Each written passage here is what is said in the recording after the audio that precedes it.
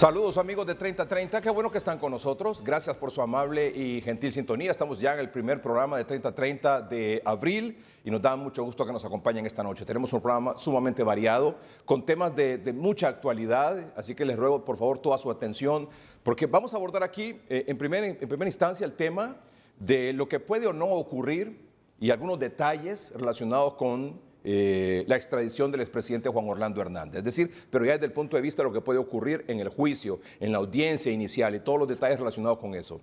Eso va a ser el primer segmento del programa esta noche. Luego vamos a hablar con un experto también en derecho penal sobre el tema este del presidente Hernández y el actual director de la OAVI, porque usted sabe que todos estos bienes asegurados por las autoridades pasan a control de la OAVI. Y el director actual, el nuevo director de la OAVI, ha dicho, aquí han hecho piñata. Es más, no tenemos información de lo que aquí ha ocurrido en los últimos 3 años. Así de sencillo, para que se imaginen ustedes la magnitud de lo que ha ocurrido ahí con los aseguramientos. Tengo información que muchas casas o bienes inmuebles que han sido asegurados y que la persona, por un lado, quizás el propietario no ha sido acusado, y cuando trata de recuperar sus bienes ya han sido subastados y quizás hasta por la mitad del precio de lo que realmente cuestan. O, por ejemplo, si estaba acusado por un delito, póngale usted, de 10 millones de lempiras, le decomisan o le aseguran los bienes valorados en más que eso. O sea, una sobredimensión de los aseguramientos. Y por supuesto, vamos a hablar también más adelante aquí con el doctor Omar Videa sobre el tema de la cuarta dosis, que a partir de mañana, muy bien, es una buena noticia, es algo que hemos venido insistiendo aquí en el programa y en hoy mismo, desde febrero, la necesidad de aplicar la cuarta dosis, por las razones que usted ya sabe, especialmente al personal de salud, al personal de socorro y instituciones de socorro y por supuesto las personas de 60 años en adelante. Ya vamos a hablar sobre eso más adelante. Pero antes, tengo el gusto de presentarles al abogado José Tercero Jr. Él se graduó de abogado aquí en la Universidad Nacional Autónoma de Honduras. Tiene un posgrado en la Universidad de Berkeley en Derecho Administrativo. Actualmente cursa una maestría en Derecho Penal en la Universidad de Texas A&M. Y tiene más de 10 años de experiencia en temas migratorios, en temas penales y actualmente trabaja en una de las firmas de defensa penal más importantes de Texas, Estados Unidos. Abogado José Tercero, buenas noches. Un cordial abrazo, licenciado Melgar, y por supuesto a toda la cooperación que hizo posible este contacto hasta acá, hasta Estados Unidos, y por supuesto colaborarles a ustedes en el tema académico y en el tema procesal penal en el asunto de la extradición. Su impresión hasta el momento del estatus de la situación del expresidente Hernández. Buena pregunta. Número uno, todo proceso penal internacional y local en Estados Unidos comienza con algo que es importantísimo. No comienza con el Código Penal ni con el Código de Procedimientos Penales, sino que comienza con la Quinta Enmienda. ¿Qué significa la Quinta Enmienda? La Quinta Enmienda es cuando la persona está bajo detención y bajo arresto de los oficiales de migración, del Departamento de Policía, del Departamento Marshall, de la DEA y del FBI. Cualquier actividad de la fuerza legal de Estados Unidos, que es la policía, comienza con la Quinta Enmienda. En este momento, lo que sucede son 2 cosas importantes. Número uno, la causa probable que pueda tener Estados Unidos con las evidencias circunstanciales o evidencias directas o relevantes en el caso, le puede dar un aspecto importante en inglés que se llama deferred probability. ¿Qué significa deferred probability? ¿Qué es lo que usted preguntaba?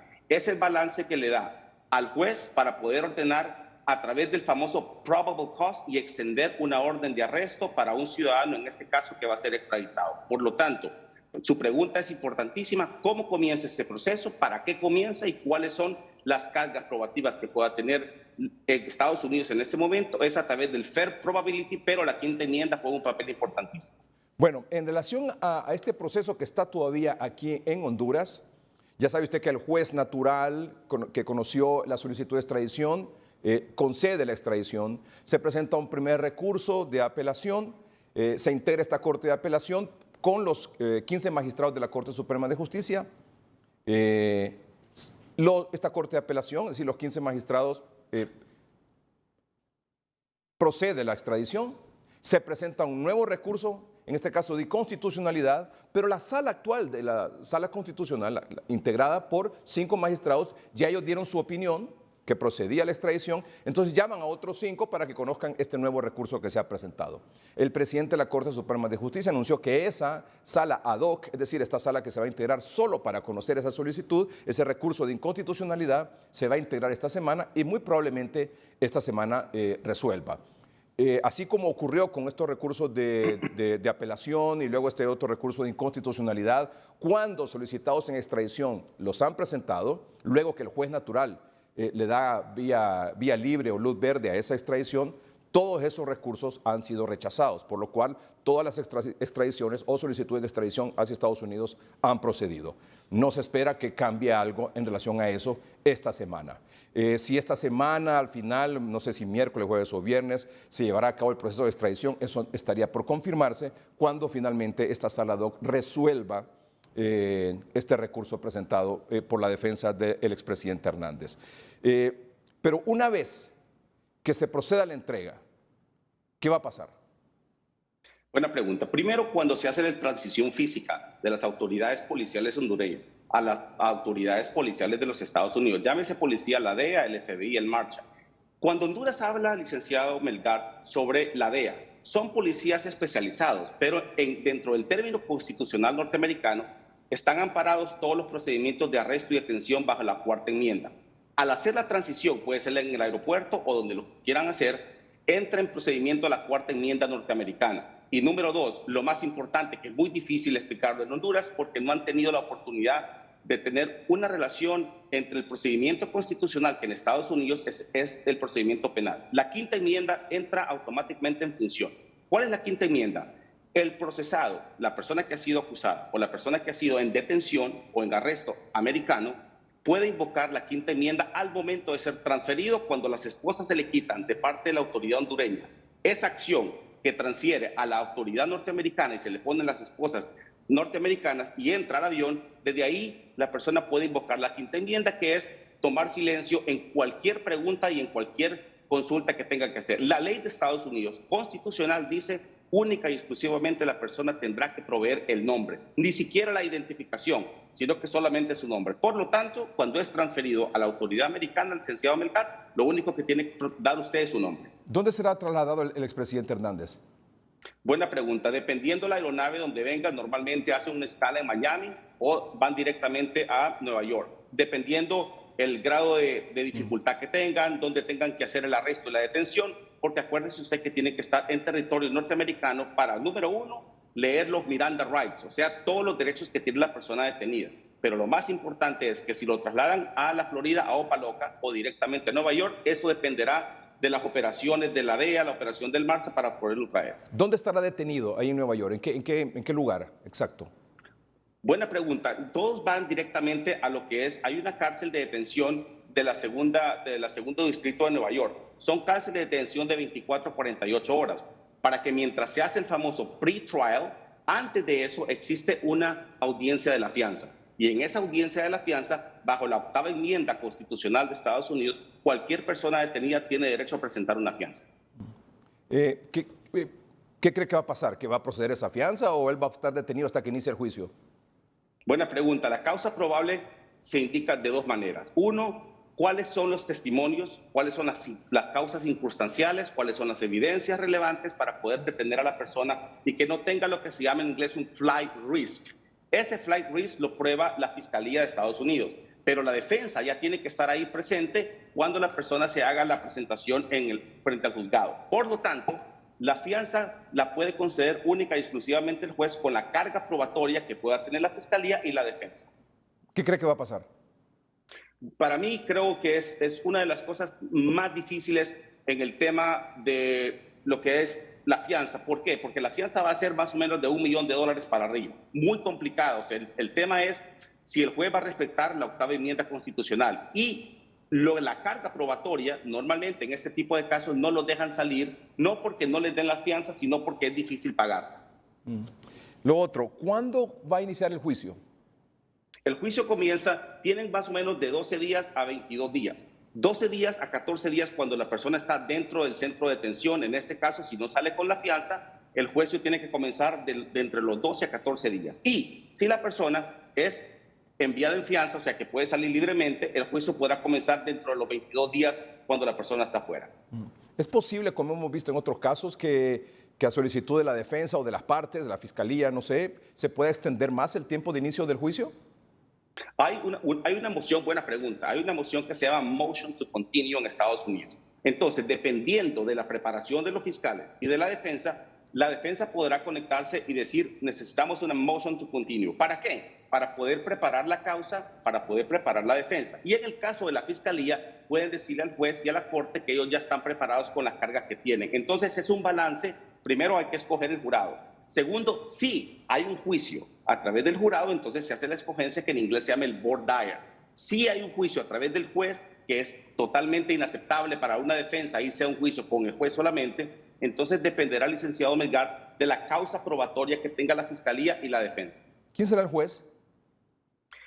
Puede ser cualquier persona independiente. Digamos, si hay un juez que la defensa no le parece, porque ya ha tenido antecedentes anteriores de condena contra personas que tienen similares delitos, entonces la defensa podrá hacer un cambio en el tema del juez, porque puede existir, que en inglés se llama el famoso bias. Si la defensa cree que este juez ha condenado 3 o 4 personas similares por la misma actividad, entonces puede hacer un cambio. Solicitar un cambio.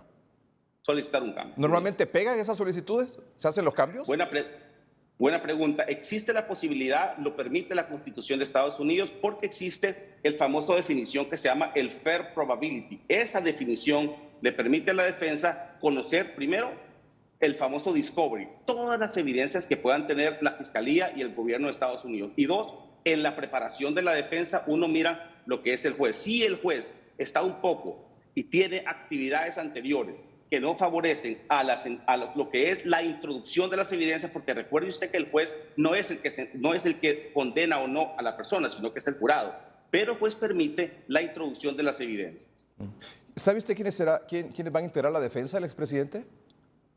Muy buena pregunta, todavía no tenemos ese conocimiento, no sabemos. No, se ha rumorado algunos nombres, incluso exfiscales de Estados Unidos, pero no sé si es algo que está confirmado o que usted lo tenga confirmado. No, todavía no. Lo que sí le puedo decir, licenciado Melgar, es que necesita una defensa espectacular. No solamente ser exfiscal, no solamente tener experiencia, sino conocer verdaderamente lo que se llama el voir dire, si se va a jury trial. Número 2, a lo que conocen la quinta enmienda. No debe de hablar absolutamente nada la persona que va a ser extraditada. No tiene obligación de conversar con los oficiales, única y exclusivamente brindar su nombre. Y desde ahí, porque todo eso, licenciado Melgar, es importantísimo para lo que se llama el discovery. Lo más importante, la mejor defensa que pueda tener es no hablar. Este centro de detención donde va a estar en Nueva York, ¿qué antecedentes tiene? ¿Quiénes han estado ahí? Bueno, hay muchas personas, digamos que todos los delincuentes, por ejemplo, que han sido ya oficialmente condenados, como Joaquín Guzmán, Dan Denis Muñoz Mosquera en los años 80 y 90 de Colombia, todas esas personas llegan ahí porque son juicios extremadamente difíciles en el tema de la extradición, en el tema del narcotráfico, en el tema del terrorismo. Por lo tanto, eso es una cárcel de detención de máxima seguridad, pero no estarán ahí por el resto de la condena. ¿Cuánto podría ser el costo de la defensa? Buena pregunta. Desde gratis, que lo puede dar la defensa pública, que no es completamente recomendable, por supuesto, no en este caso, independientemente que tenga dinero la persona o no, financieramente, hasta dependiendo la calidad de las firmas de abogados, dependiendo la experiencia, dependiendo la cantidad de juicios que se ha llevado, le puede costar desde gratuitamente con la defensa pública hasta millones de dólares. ¿Millones de dólares? Estamos hablando de... Podemos hablar de 1 a 2, 3 millones de dólares, 4 millones de dólares, dependiendo el tipo de defensa y la experiencia que puedan tener. Si el expresidente es trasladado ahora en abril, en esta primera quincena de abril, ¿usted dice que el juicio debería de comenzar en mayo? Buena pregunta. Si la persona no sale en la fianza, tiene que ingresar, le dan 14 días para que comience el procedimiento de lo que es el intercambio del discovery y pueda tener él lo que es el pre-trial. El juicio puede comenzar cuando los abogados, tanto de la defensa como la fiscalía, estén ya completamente de acuerdo en qué tipo de evidencia van a presentar, qué evidencias van a ser suprimidas y qué evidencias van a ser admitidas. ¿Y los testigos? Los testigos, muy buena pregunta. Esa pregunta es interesantísima. Estados Unidos tiene una carga probatoria para tener el famoso probable cause, que son circunstanciales en el caso de los famosos informantes.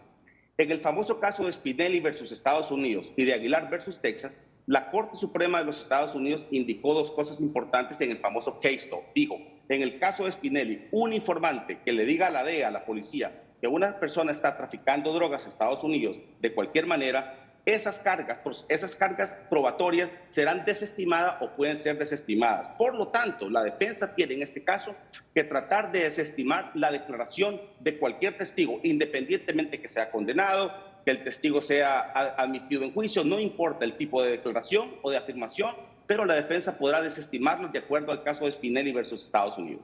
El expresidente Hernández ha insistido que estas acusaciones contra él, incluyendo la solicitud de Estados Unidos de extradición, se trata de una venganza de los narcotraficantes que durante su gobierno se detuvieron y fueron extraditados a Estados Unidos. ¿Qué opina de esto y qué peso puede tener en el juicio?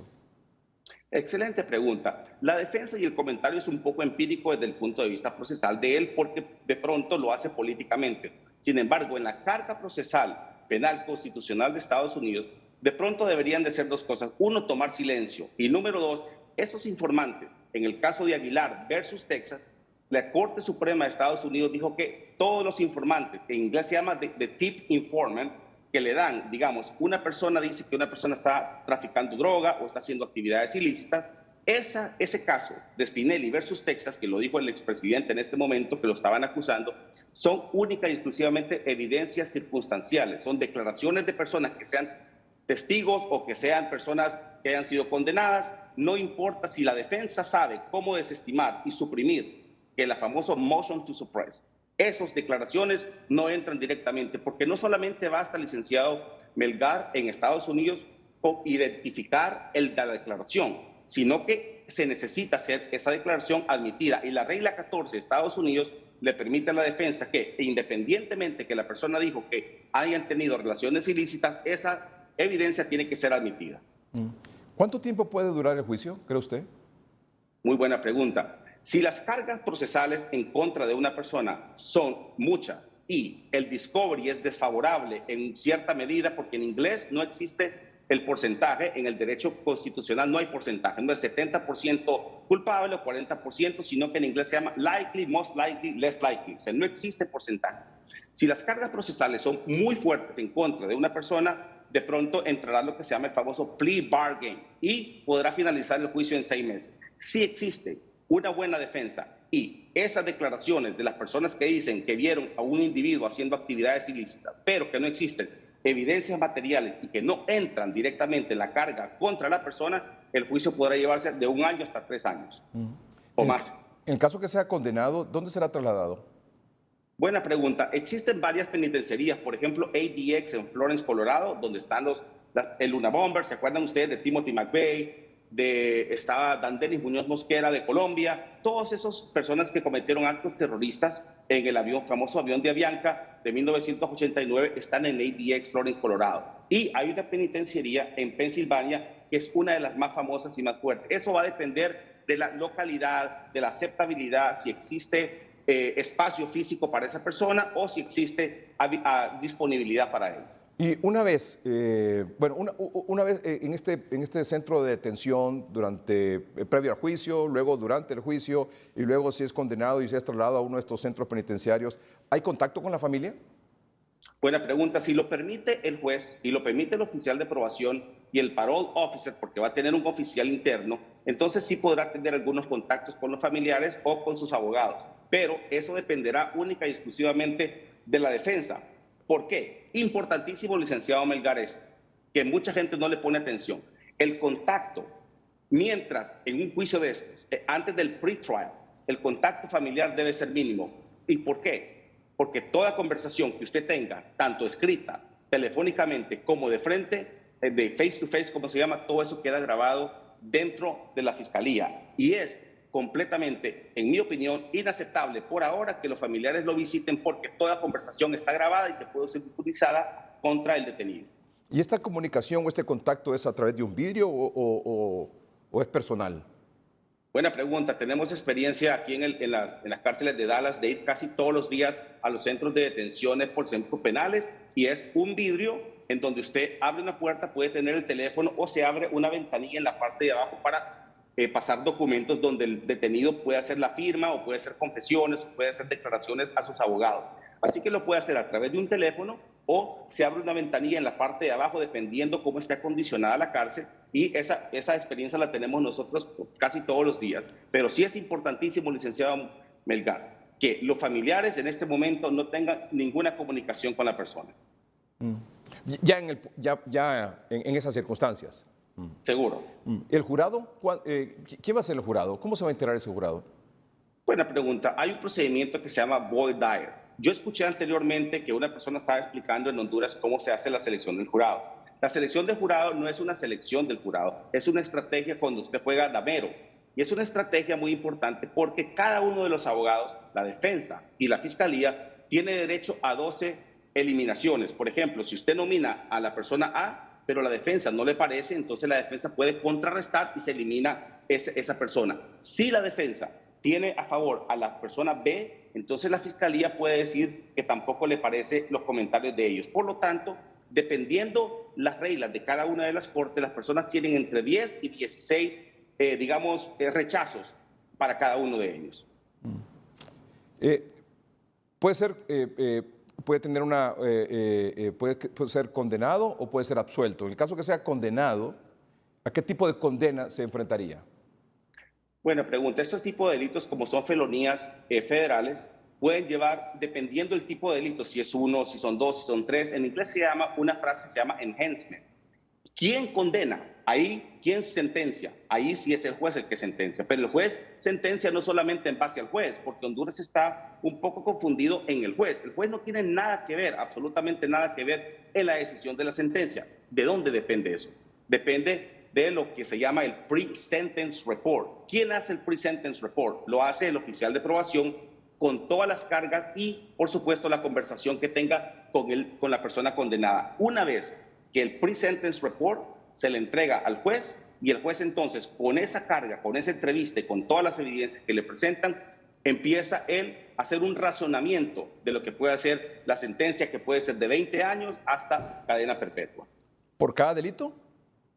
Puede ser por cada delito, dependiendo. Como no sabemos qué tipo de delito va a ser condenado, pero en el caso del narcotráfico, en el caso del terrorismo, si la sentencia es de más de 25 años, entonces puede ser casi de por vida. Por ejemplo, en el caso de Andrés Muñoz Mosquera, que tiene 10 cadenas perpetuas por similares delitos. Entonces, sí, como dice usted, puede ser una cadena perpetua por un delito, otra cadena perpetua por el siguiente delito, o 30 años por cualquiera de los delitos que se den.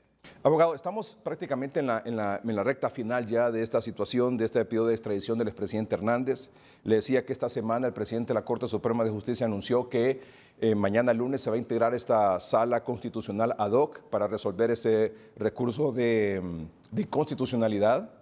Le decía que el antecedente de estos casos es que, así como el primer recurso de apelación se rechazó, también se han rechazado todos los recursos de inconstitucionalidad que se han presentado por las defensas de quienes han sido solicitados en extradición, y por lo tanto las extradiciones hacia Estados Unidos siempre han procedido. Esa es la situación. Yo le voy a agradecer mucho, si lo permite, su tiempo, su disponibilidad de podernos acompañar un poco en este proceso. Esta semana, no sé si finalmente se va a realizar este proceso de entrega del expresidente a final de esta semana que comienza hoy domingo, o si será la siguiente semana, que es ya Semana Santa. Pero es una situación que ya está, como decimos aquí, en la recta final. Así que muchas gracias, abogado.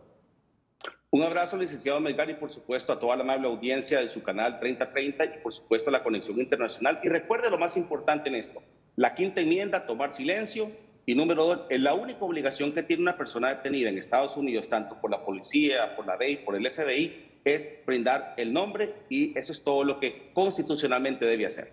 Abogado José Tercero Jr., abogado de la Universidad Nacional Autónoma de Honduras, con un posgrado en la Universidad de Berkeley en Derecho Administrativo, y actualmente pasa una maestría de Derecho Penal en la Universidad de Texas A&M. De nuevo, muchas gracias, muy amable, abogado. Un cordial abrazo, licenciado Melgar. Gracias. Vamos a un corte comercial, pero cuando regresemos aquí en el estudio vamos a hablar sobre esa ley de privación de dominio, esos aseguramientos. Algunas personas incluso son acusadas por X delito, le aseguran los bienes. Otros no son acusados y sin embargo le aseguran los bienes. Pero indistintamente de si hay o no acusación contra la persona, esos bienes pasan a la administración de la OAVI. ¿Y qué ha pasado en la OAVI? Decía el actual director, no tenemos registro de lo que ha pasado ahí en los últimos 3 años. Se han hecho piñatas con los bienes que han sido asegurados. Ajá, y si alguno de esos propietarios de los bienes asegurados resulta que es absuelto o es declarado inocente, cuando va a reclamar esos bienes inmuebles que le aseguraron, resulta que hay casos denunciados de que esos bienes ya han sido subastados. ¿Cómo le queda el ojo? Ya volvemos.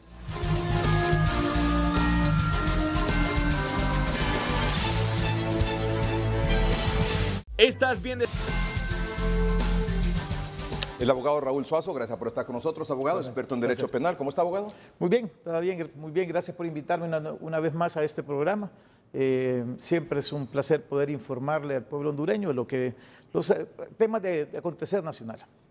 Abogado, bueno, usted sabe, se ha hablado mucho, ya surge nuevamente este tema de la ley de privación de dominio, estamos hablando de los aseguramientos, las incautaciones, todo este tipo de cosas para quienes han sido acusados por X o Y delito, y usted lo va a explicar mejor que nadie. Pero antes de eso, ¿qué cree que va a ocurrir con el caso del expresidente Hernández? Bueno, obviamente he escuchado algunas declaraciones por parte de la defensa del expresidente Juan Orlando Hernández. Me parece que son asuntos que ya se han discutido anteriormente. El hecho de decir que no hay un verdadero tratado de extradición entre Honduras y Estados Unidos. En su momento, en el 2014, yo lo presenté un recurso contra eso, un recurso de inconstitucionalidad, tanto de forma, de fondo, presentamos amparos, habeas corpus y obviamente la decisión de la Corte Suprema de Justicia fue siempre de negarlo. Y en el otro aspecto, en cuanto a que el hecho de que si es llegado a ser condenado va a tener penas que superan a las penas que están ahí en Honduras y que obviamente va en contraposición con lo que establecen los tratados internacionales suscritos por Honduras, también lo alegué en su determinado momento y también se ha alegado en otras oportunidades, y el criterio de la Corte Suprema de Justicia es el siguiente, y es que dijo que desde el momento que se hizo la reforma constitucional en el 2012, la gente estaba sabida de que podía ser objeto de un juicio en Estados Unidos o en cualquier otro lugar por los delitos de narcotráfico, crimen organizado o terrorismo. Por lo tanto, que no era ninguna violación a ninguna garantía constitucional. Para mí, a título personal, creo que se va a reunir en la sala ad hoc de la Corte Suprema de Justicia y va a ser declarado inadmisible. O sea, no van a llegar a tocarlo, a mirar si hay una, vamos a decir, si se le puede otorgar la suspensión del acto reclamado. No creo que vaya a pasar eso. Y una vez declarado inadmisible, ¿hay algún otro recurso que se pueda presentar? Ya el auto acordado, que es el auto con el que se está conociendo, es muy claro, establece que la única acción o el único recurso que se puede interponer es contra la sentencia que dictamine si procede o no procede la extradición. En su momento también yo lo intenté en el caso de Carlos Arnoldo Lobo y la Corte fue muy clara al establecerme que el auto acordado era muy claro y que se eran las reglas del juego. O sea que esto va a proceder. Para mí, a título personal, creo que va a proceder. Y se ha hablado mucho de que siendo señalado y solicitado por Estados Unidos en extradición por los delitos ya mencionados y ya por todos conocidos, se le deben asegurar sus bienes aquí en Honduras. ¿Por qué? Bueno, antes que todo y antes de hacer ese comentario, el comentario al respecto, sí quiero dejar claro algo. En primer lugar, yo siempre he comparecido entre los medios de comunicación dando mi opinión legal al respecto, ya que he sido una persona que tiene el conocimiento no solamente en privación de dominio, sino que también tengo un conocimiento en materia de extradición. Obviamente es el ejercicio de mi profesión, el derecho penal, y obviamente conozco, no tengo absolutamente ningún interés en lo particular o en contra o a favor del expresidente Juan Orlando Hernández y en contra o a favor de la ley de privación de dominio. Es más, la ley de privación de dominio es uno de los instrumentos que se utiliza para la lucha del crimen organizado. Obviamente se le trata de desestabilizar económicamente para que obviamente no pueda ser tan prolífero y causar tantas muertes como realmente lo hace. Pero entró en vigencia el 16 de junio del año 2010 y para el año 2012 nosotros presentamos un recurso de inconstitucionalidad contra esta ley porque tiene ciertos artículos, y la mayor parte, que realmente son en contra de lo que establece la Constitución de la República. Por ejemplo, el artículo 7 claramente establece que todas las propiedades son ilícitas y que uno debe de demostrar la licitud de eso.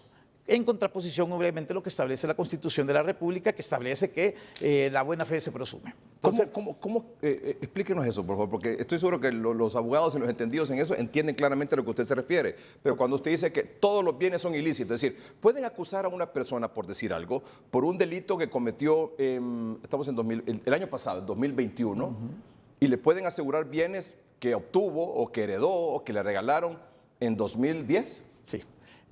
Bajo varios principios. En primer lugar, ya la ley de privación de dominio establece claramente por qué acciones te pueden asegurar un bien inmueble o bienes muebles, no importa lo que sea. Y obviamente es cuando se supone que provienen de actividades como el narcotráfico, tráfico de armas, cuando no tienen un origen, una justificación económica legal, y ya establece aproximadamente ese artículo 10 o 11 situaciones en particular. ¿Qué es lo que pasa? Usted lo dijo en la introducción de su programa. Desgraciadamente aquí en Honduras te pueden... la mayor parte de las acusaciones que hace el Ministerio Público en crimen organizado comienzan siempre con una denuncia anónima. Y entonces alguien presenta una denuncia anónima, ellos mueven su aparato investigativo y lo primero que hacen es pedirle al Instituto de la Propiedad cuáles son todos los bienes inmuebles que estén inscritos a nombre de Edgardo Melgar, vamos a decir. Y obviamente el Instituto de la Propiedad manda toda la información a nivel nacional y ahí no les importa si realmente los bienes los adquirieron en el 2000 o en 1998, si fue mediante una herencia, etcétera, etcétera. Lo que hace el Ministerio Público es mandar a asegurar absolutamente todos los bienes inmuebles. Y eso hay que hacer una gran diferencia entre un par de figuras que se han mencionado. Una es asegurar. Asegurar podría ser o es un aspecto jurídico, eminentemente una inscripción al margen de la propiedad de que usted no puede hacer ningún acto o contrato con ese inmueble, para que no lo pueda traspasar, para que no lo pueda hipotecar, para que no lo pueda enajenar. No puede hacer absolutamente nada. Esa es una cuestión jurídica. Ahora bien, ya en el caso, por ejemplo, del expresidente Juan Orlando Hernández, hay algunos bienes, todos están asegurados, pero hay algunos que él no va a poder utilizarlos. ¿Por qué? Porque simple y sencillamente tiene esa prohibición para poder usarlos.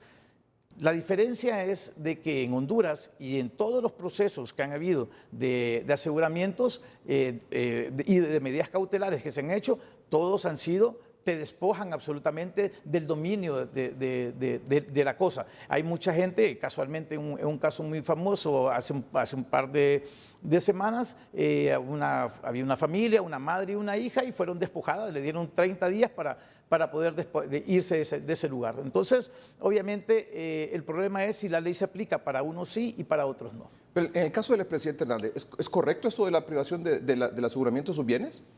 Obviamente, desde el primer momento de que él fue solicitado en extradición, el Ministerio Público debió de haber iniciado las acciones de aseguramientos, ya fuera no solamente el aseguramiento para evitar que se hicieran los famosos, la dación en impago, por ejemplo, que tanto se ha mencionado, como también para evitar ocultar cualquier otro medio, ya sea bienes muebles o inmuebles. Y me llama la atención en lo que dice el nuevo director del OAVI. Yo quiero que lo escuchemos, porque él dice que ha recibido, porque cuando son asegurados los bienes, pasan a control y administración del OAVI.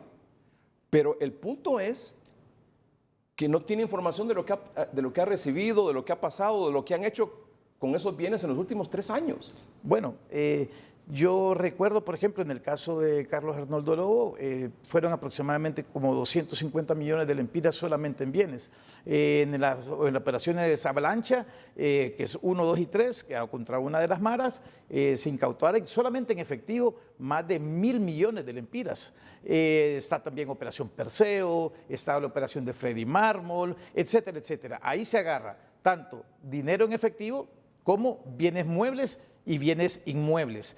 Cada uno de esos procedimientos, cada uno de esos en la ley tiene un procedimiento especial. El dinero tiene que ser depositado en 2 cuentas, una cuenta que es cuando todavía no se ha dictado la sentencia de privación de dominio, y esa obviamente sirve también para poder, una vez que ha sido declarado la privación definitiva del dominio, se distribuye entre la Fiscalía, Secretaría de Seguridad, un 10% si hubo una persona que brindó alguna información, también se le tiene que pagar, y así ya está claramente determinado a dónde va a ir el dinero en efectivo. Y el gran problema, como usted lo ha dicho, es de que de verdad no tienen absolutamente ningún control. Es más, teníamos la queja de un cliente donde le habían agarrado sus carros, y los carros andan paseando a luz y paciencia de todo el mundo. Gente que tenía su casa y de repente tiene un rótulo de venta sin haber sido vencidos en juicio. O sea, una persona le aseguran sus bienes, no está vencido en juicio, no ha sido declarado culpable, y puede ser que lo declaren inocente, y cuando va a reclamarle, comienza el reclamo de sus bienes, dice, no, fíjese que ya está subastado. Correcto. ¿Cómo es posible esto? Bueno, el gran problema que ha habido, yo me recuerdo... o sea, que en Sahuavi han hecho piñata. Han hecho piñata. De hecho, para el tiempo de la MASI... O sea, que puede ocurrir, por ejemplo, abogado Raúl Suazo, que a una persona le guste una casa de playa, una finca, lo que sea, presenta una denuncia anónima contra fulano de tal, le hacen el aseguramiento en base a ley, bueno, en base a ley le hacen el aseguramiento, pásalo a AVI y la subastan. Si póngale que costaba 10 millones, le subastan por 4 millones. ¿Y quién se quedó con esa finca, con esa casa de playa, lo que sea? Con esa empacadora, con esa empresa. Y no solamente pasa con casas, pasa con negocios súper rentables que también les ponen una denuncia que te pueden poner, incluso te pueden introducir drogas simple y sencillamente para buscar su finalidad. Ese es uno de los grandes problemas. Es una denuncia, usted dice que puede partir esto de una denuncia anónima. Así es, así pasa. Escuchemos lo que decía don Jorge González, el actual director del OAVI, nuevo director del OAVI. Tenemos problemas en eso, en precisar las cantidades, en este caso de los bienes recibidos, pero estamos trabajando en eso.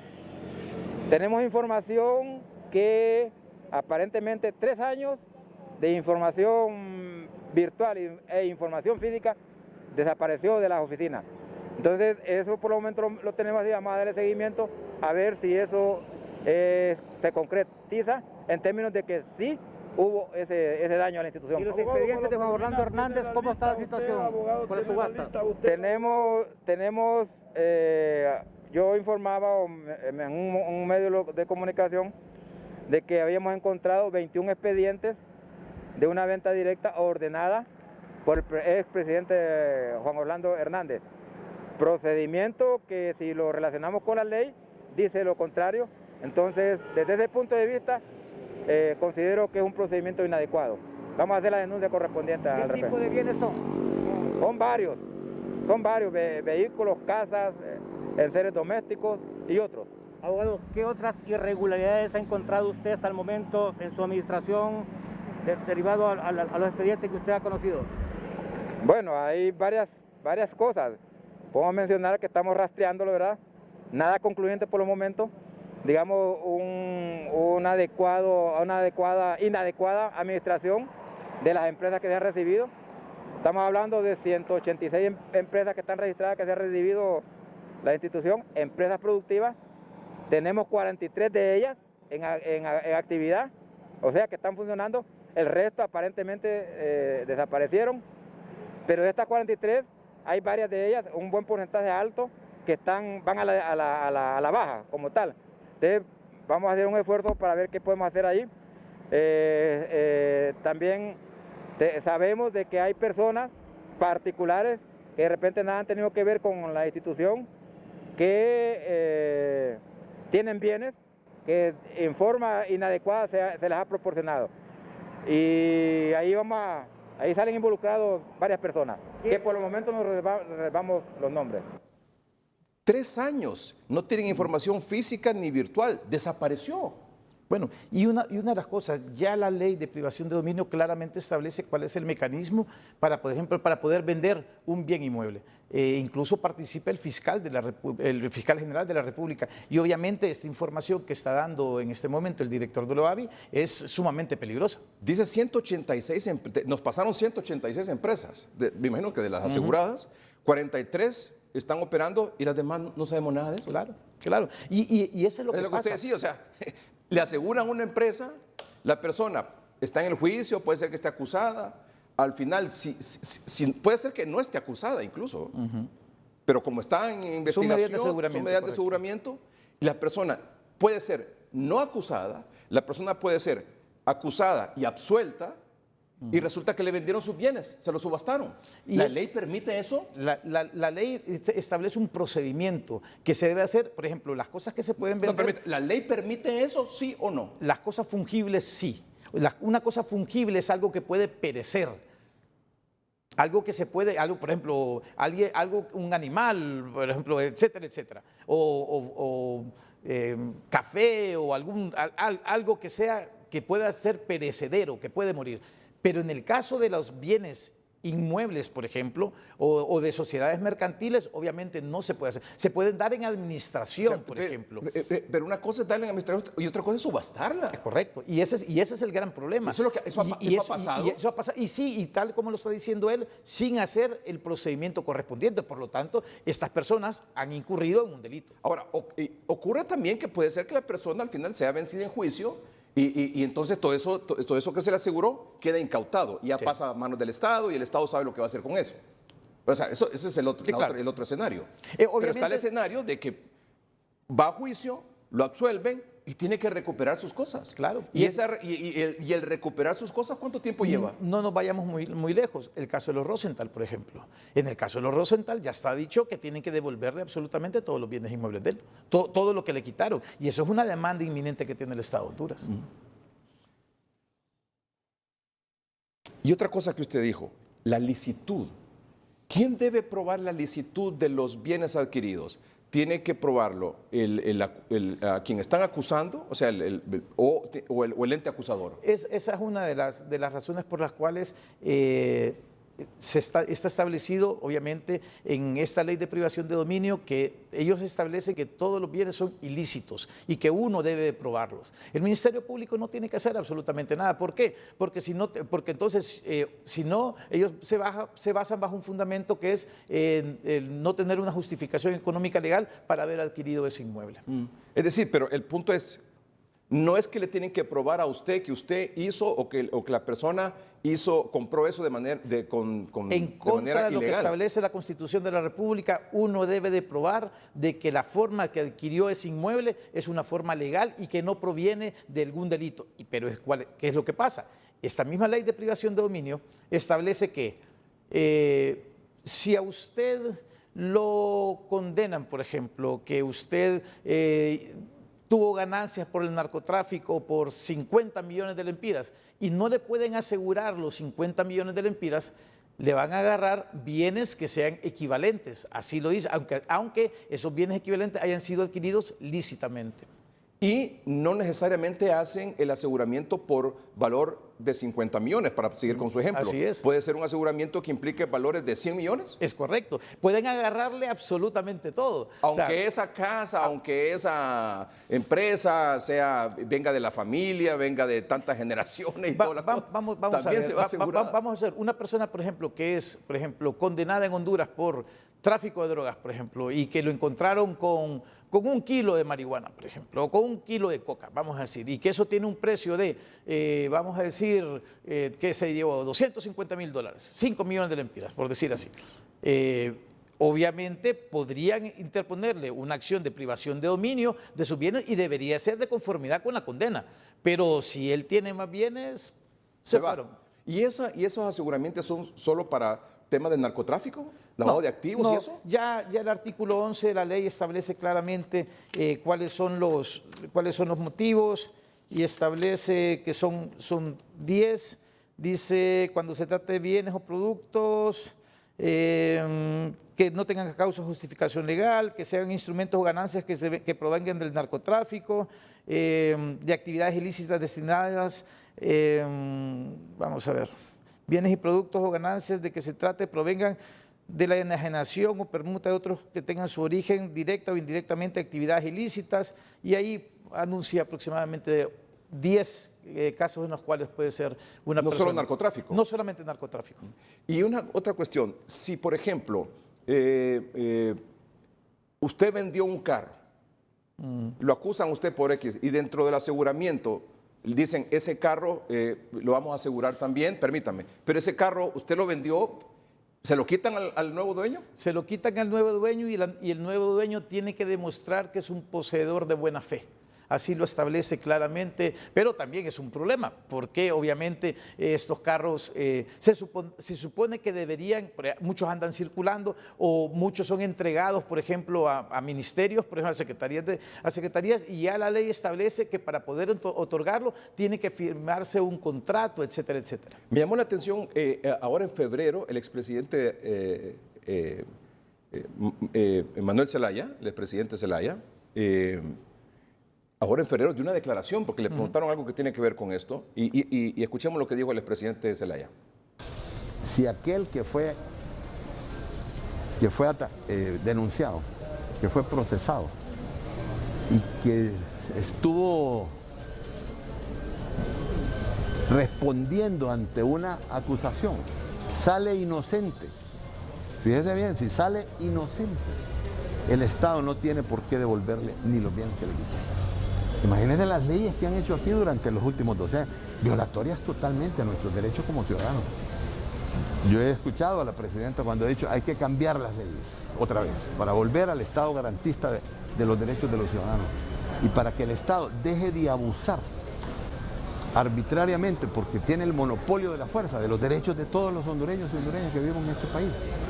¿Qué opinión le merece? El caso de Leonel Salzueda, por ejemplo, ese es un caso bastante interesante. ¿Por qué? Porque obviamente él fue llevado a juicio y en el juicio el Ministerio Público no pudo probar que el origen de sus bienes era procedencia del narcotráfico, y entonces él tiene una sentencia absolutoria.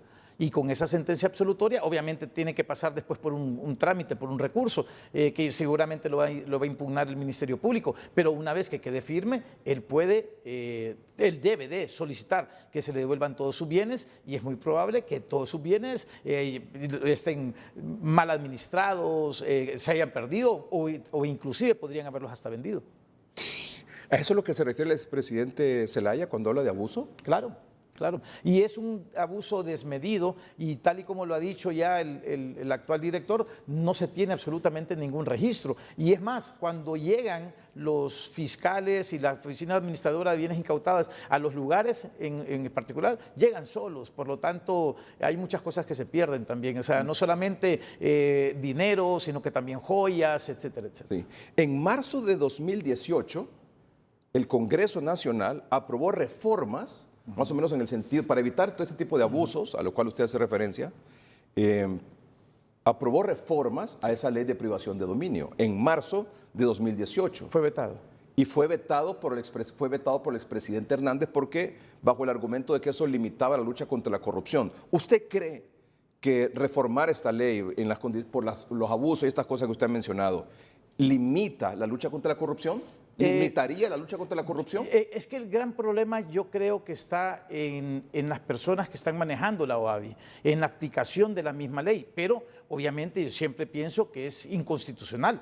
De hecho, el dictamen que había hecho el Congreso Nacional establecía que sí habían que hacerse algunas reformas y en otras no debían de tocarse los artículos. Y los artículos que dicen que no se tienen que tocar son en lo que se refiere a la ilicitud del bien inmueble, que tiene que creerse que el bien es ilícito y que uno debe probar la licitud. Es decir, pero la pregunta es, ¿reformar esta ley limitaría la lucha contra la corrupción? No. No, tiene que ser más humana, tiene que dársele mayor responsabilidades a las instituciones, tanto al Ministerio Público como a la Oficina Administradora de Bienes Incautados. Y no solo más humana, sino que legal, justa, Claro, correcta, claro. porque es que lo que estamos viendo, que la mala aplicación de todo esto ha permitido estos abusos. Es correcto. Si este señor nos está diciendo que tiene 3 años, abogado, de que no hay registro ni físico ni virtual de lo que ahí tienen, de lo que ahí pasó. Y es la O cantidad sea, ¿qué se de hizo dinero. con el dinero, los bienes inmuebles, carros, casas, empresas, Así es, etcétera? Él efectivamente. lo está diciendo. Efectivamente. Yo creo que, creo que han pasado 3 directores últimamente que los han quitado y cambiado bastante rápido. De hecho, escuchábamos la semana pasada que hay uno de ellos que está acusado criminalmente por parte del Ministerio Público por haberse llevado carros y habérsele ordenado que devolviera unos vehículos y que no los ha devuelto. Obviamente puede ser porque no los ha de encontrar. O sea, Yo no sé, sería bueno que montaran una auditoría forense, no sé. Mire, O sea, yo se me- me yo me ocurre a mí, recuerdo- ustedes es lo que sabe, pero que digan ahí, ajá, ¿y ese dinero dónde se fue? ¿Y esa casa dónde se fue? ¿Y ese edificio dónde se fue? ¿Y la finca, lo que sea, todos esos bienes inmuebles, por qué se subastaron? ¿Quién los compró? Y no solamente eso también, Edgardo, porque también hay empresas súper rentables, pero súper rentables, que después de ser pasadas a la OAVI han llegado a la quiebra. O sea, completamente, cuando eso le significaba al Estado de Honduras un negocio. O sea, está recibiendo empleo para la gente, ingresos de impuestos, etcétera, etcétera. Dos cosas. Una persona que le aseguran sus bienes, le aseguran su casa, por ejemplo, ¿puede seguir viviendo en su casa? Esa es la diferencia entre aseguramiento e incautación. En la mayor parte de los casos, el Ministerio Público te solicita la incautación y te sacan de ahí. Tiene que salir de la casa. Sí. Sí, esa es una de las cosas de las reformas que siempre se estuvo peleando. Que es más, si no me equivoco, el doctor Denis Castro Badía había presentado una reforma a esta ley específicamente en ese sentido. Y a un empresario que le aseguran un negocio, una empresa, ¿puede seguirla administrando? ¿Él, aunque esté asegurada? Mire, tienen muy malos administradores, no los dejan. O sea, ¿por qué? Porque se supone que es una persona que está ligada con situaciones anómalas, por lo tanto no los dejan. Generalmente alquilan estas empresas o alquilan las casas. Muchas veces los mismos administradores de la OAVI han vivido en estas casas o se las han dado a sus queridas o han hecho a vista y paciencia, inclusive del mismo Ministerio Público, han hecho desastres. Vamos a una pausa comercial, ya continuamos.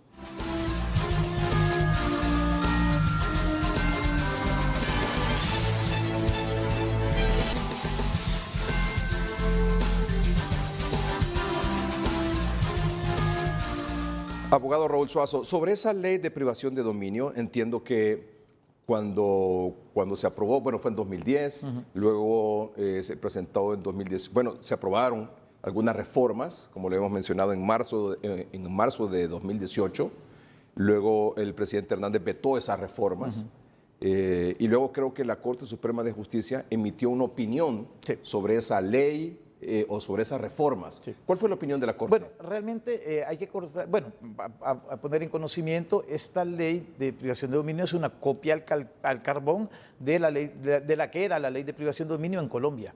Y así fue implementada, si no me equivoco, fue propuesta por Óscar Álvarez, si no me equivoco. Y obviamente el dictamen de la Corte Suprema de Justicia estableció que debía de otorgarse en la reforma, pero solamente sobre algunos aspectos. Pero aspectos, por ejemplo, como la ilicitud de la ley, debía quedarse porque era el mecanismo necesario para la lucha contra el crimen organizado. O sea que hay opiniones de diferentes sectores. De que hay que hacerse una reforma. De que hay que meterse al tema. Es correcto. De que hay que analizarlo. Porque esa que dice usted, esta ley es una copia de la de Colombia. Sí. ¿La de Colombia sigue igual? No, ya la cambiaron. Ya la cambiaron. O sea, la actualizaron. La actualizaron, porque obviamente también se violentaron muchísimas garantías y derechos constitucionales. Y se permitía, como ha ocurrido aquí, estos abusos que se han denunciado. Claro. ¿Verdad? ¿Usted cree que los diputados actualmente le deberían de entrar a la reforma? No sé si es reforma o una nueva ley. Primero contésteme eso. ¿Reforma o una nueva ley? Para mí que una nueva ley. Para mí que una nueva ley de privación de dominio. ¿Usted cree que la reforma o una nueva ley, los diputados actuales deberían de entrarle al tema sin temor a que les vayan a acusar o a señalar de que están limitando la lucha contra la corrupción? Mire, yo creo, Edgardo, que es una necesidad porque realmente como combate al crimen organizado sí les ha servido y es una forma de generarle ingresos al Estado de Honduras que se pueden implementar para muchísimas áreas. Por lo tanto, la ley debe continuar. O sea, una nueva o reforma, pero debemos de tener esa ley. Pero creo que también en nombre de la ley y por mal uso de ella, se han abusado también de muchísimos ciudadanos que son personas que no tienen absolutamente nada que ver, bienes que le agarran a los papás, a los tíos, a los primos, solamente por tener una sociedad mercantil con esta persona, etcétera, etcétera. Entonces, es bien difícil. Yo creo que sí tiene que haber una reforma. No, y además una investigación de lo que está denunciado don Jorge González, ¿verdad? Claro, yo creo que lo repetimos una vez más, han hecho piñata de la UABI, de la Oficina Administradora de Bienes Incautados. Abogado, muchas gracias por acompañarnos esta noche, muy amable. Vamos a un corte comercial, ya regresamos.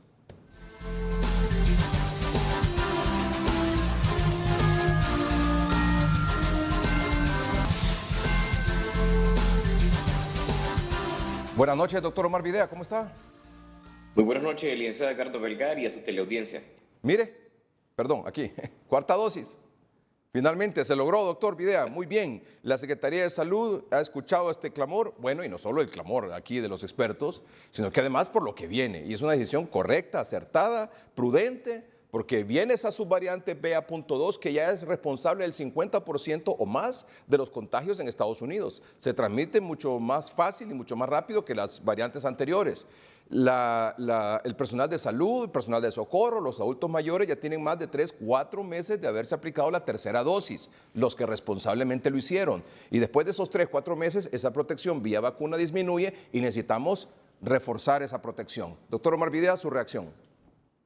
Bueno, muy contento y no ha sido un capricho de los noticieros hoy mismo ni del programa 3030 el hecho desde que desde enero venimos hablando que teníamos estudios, teníamos base para decir que los anticuerpos se debilitaban 4 meses después de la aplicación del primer refuerzo o tercera dosis y que era necesario en el país empezar a hablar sobre el tema. Y ha sido una política en función de beneficiar a la población desde enero de este año y ha sido pues prácticamente un logro que hemos encabezado y que sin duda alguna nos sentimos satisfechos no por nosotros, sino que por la población, que es más de 2 millones de hondureños que se verán beneficiados de manera inmediata, más los otros 4.5 que estarán aptos en su momento al completar el esquema de vacunación de recibir su segunda dosis de refuerzo o su cuarta dosis de vacuna anti-COVID-19. Entonces, en este momento, de manera directa, hay 2 millones de hondureños que se van a beneficiar en los próximos días. Y como bien lo habíamos anunciado hace 2 semanas,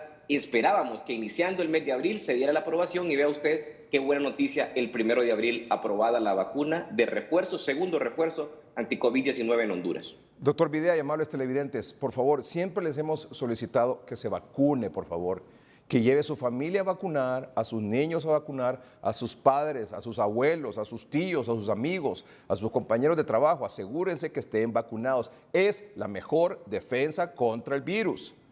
Y para no contagiarse, el uso, evidentemente, mire, de la doble mascarilla. Pero el punto es el siguiente, que claramente hay que estar vacunado con las 3 dosis. Eso es lo primero. Y luego los que ya están vacunados con las 3 dosis, vayan a partir de mañana, pero aclaramos, porque la decisión de la Secretaría de Salud por el momento es para el personal de salud, todo el personal de salud y el personal de socorro, de las instituciones de socorro. Me imagino que en unos días será, dependiendo de la disponibilidad de las vacunas, no sé qué criterio van a establecer, van a comenzar ya con la población arriba de 60 años de edad, doctor. Sí, se inicia el día de mañana, lunes 4, la vacunación para el personal de salud, ¿verdad? Y grupos pues que son prestadores de atenciones, ¿verdad? Hables estos bomberos, el 911, pero se espera que la próxima semana esté ya el calendario para todos los adultos mayores, a todas las personas mayores de 60 años, que estarán aptas en las 20 regiones, entiendo yo, para poder ser vacunadas con el requisito de la edad, número 1, y segundo, pues claro, básico, que es el haber cumplido más de 4 meses o más de la aplicación de la dosis de refuerzo. También se incluye en el comunicado las personas mayores de 12 años con condiciones de inmunosupresión, o sea, enfermedades como cáncer, enfermedades como trastornos en la sangre que debilitan el sistema inmunológico, documentados, también podrán recibir esa cuarta dosis de vacuna que le va a proteger a usted, según los estudios más grandes, en un 95%. Es la protección contra casos graves cuando usted se pone la cuarta dosis en comparación a tener 3 dosis que le protegen un 56%. Ahora, por favor, personal de salud, personal de instituciones de socorro, no nos hagan quedar mal. Hemos estado aquí peleando por ustedes para que les apliquen esa cuarta dosis. Así que mañana en el noticiero hoy mismo vamos a hacer un despliegue dándole cobertura y confirmar de que se están vacunando con la cuarta dosis y que la están aplicando también, porque ya nadie puede alegar desconocimiento, porque ese lineamiento ya es público. Y si no lo conoce usted porque no se lo han enviado a su región, allá en el interior del país, a su región de salud respectiva, en el Facebook y en el Twitter de hoy mismo se va a poner ahora mismo que terminemos el programa. Ese nuevo lineamiento de la Secretaría de Salud. Así que no nos haga quedar mal, por favor. Igual que cuando toque a los mayores de 60 años, ir por su cuarta dosis. Esta BA.2 ha sido responsable del aumento de contagios, hospitalizaciones y fallecidos en Europa, doctor.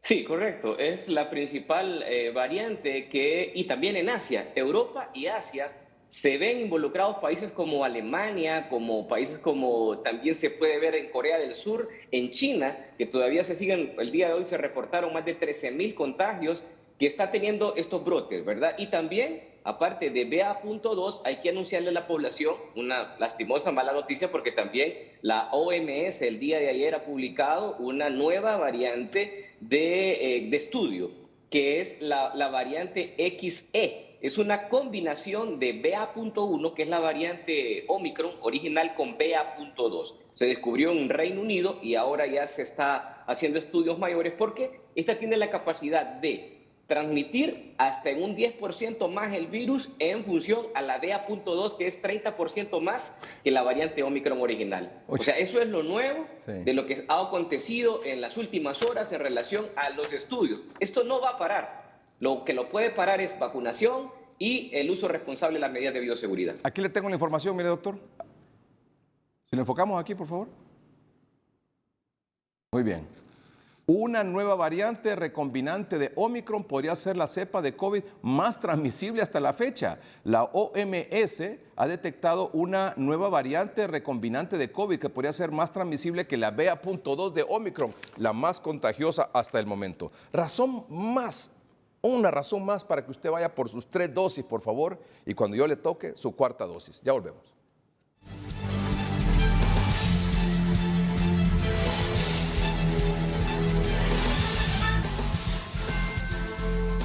Doctor, estamos ya en la víspera del inicio, de la Semana Santa, próximo fin de semana. ¿Cuál sería su consejo? El primer consejo para prepararse para Semana Santa es, número 1, actualizar su carnet de vacunación anti-COVID-19. Cual sea la vacuna que le haga falta en el orden, la primera, la segunda, la tercera, usted debe de aplicársela. Será una forma segura como usted se protegerá usted y protegerá a su familia. Medidas de bioseguridad en todo momento. Evite los lugares hacinados. El COVID ha disminuido, no hay duda, pero no se ha terminado. Se siguen reportando casos semana tras semana. Así es que la probabilidad de enfermar está latente, pero si nosotros ponemos esos escudos que ya conocemos que funcionan, sin duda alguna será un verano bioseguro, que es lo que esperamos para la población. Sí, probablemente aumenten los casos, esperamos que no sea en gran magnitud. Todo depende del cuidado individual. Es una responsabilidad de uno. El hecho de que si va a tomar la decisión de salir de casa, debe de acudir pues a todas las medidas de prevención para evitar contagios y multiplicación. Doctor Videa, muchas gracias, muy amable. Un gusto, buenas noches. Gracias. Gracias a ustedes por su atención. Buenas noches y que estén bien.